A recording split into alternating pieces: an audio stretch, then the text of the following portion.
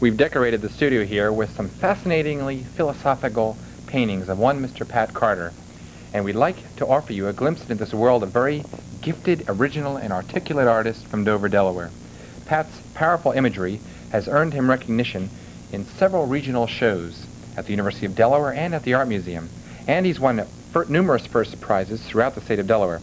And last year, as artist in residence at the Smyrna prison, he changed the lives of several prisoners, experiences which we'd like to share with you tonight. Pat, it's a pleasure to have you here. Nice to be here. Pat, this is a little more abstract than what we're used to seeing. The Delaware style, I think, is normally the Brandywine school. What messages are you trying to convey by your artwork here? We'll get into some specifics, but generally, I think the content is basically man following man for the ends of whatever, wealth or opulence, and man sometimes being manipulated by man, and maybe being caught up in this kind of world. If we can just zero in on one here. I have a mic here. This particular painting I call Vanity Leading the People. And Vanity is leading men from a younger man, ambitious, maybe following along in a train-like or on a ship-like context, and to higher-ranking officials, a Winston Churchill-type person or a high authority type. But when the hierarchy reaches the top or near Vanity, whom they're all following, he becomes a bit confused at the image he has been in pursuit of. And although she is beautiful, she may be cold and maybe not all what he thought. We can focus on others in this never-ending theme of a fool's parade, of a fool's parade, where men are in kind of boxcars which circle in an infinity in pursuit of what the other man has, or in pursuit of a symbolic circle or wheel of fortune, if you will. And they'll do almost anything to achieve that kind of thing, even dance on a rope, on a wire. And these are all, of course, metaphors that hopefully challenge an observer to come back to it, to try to see more into it, without being so literal that I explain everything in a journalistic sense. I want to suggest. Go ahead. Your style seems to mix abstract with some realism. Exactly.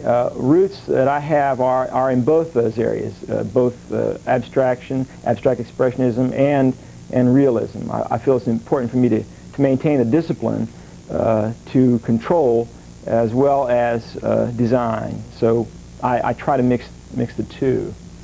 Would you like to elaborate? Let's move on.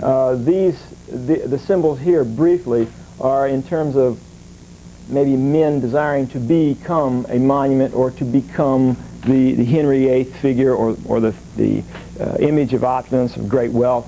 And then, in a sense, they become subservient to that, in a way, pawn. They become almost a secondary role. And the last part of this imagery? And the last is purely subjective, and I like to just suggest on that, to maybe challenge someone to reflect on it, rather than to explain all. Now, I understand that you were involved at Smyrna prison. How did the prisoners take to you? Did you have any problems motivating them? There was no real problem motivating, because they were very hungry. In fact, at the end of a work day, or when a weekend came, I really had to give them extra work so that they could work the 2 days. And once in a while, we were permitted for them to come into the studio and work more. So they were eager. In fact, the motivation was not needed at all. I understand you brought along a painting of some prisoners. Yes. Could you show that for us? Yes, I'd be glad to.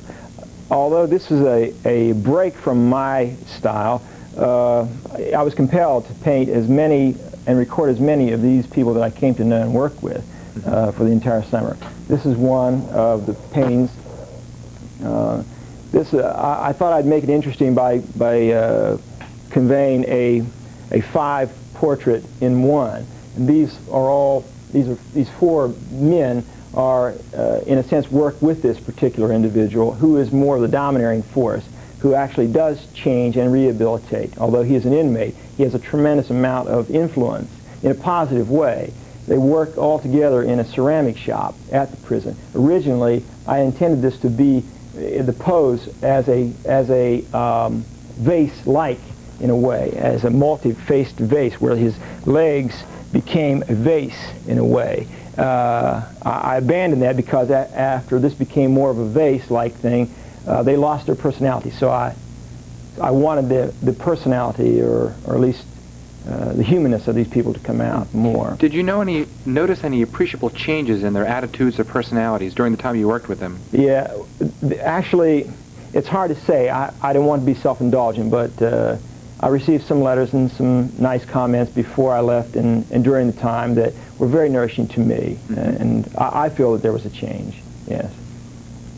Well, you know, this particular picture is very interesting. I want to thank you for coming on our show, and perhaps you could just tell us if there's anything of coming up in interest in your life to the viewers. Well, I have I'll be speaking at the Philadelphia Sketch Club in Philly on the 6th of February, and I'll have an exhibition of paintings at the Weiner Gallery in Arden in October coming up. Thank you very much. I'm sure the viewers enjoyed that.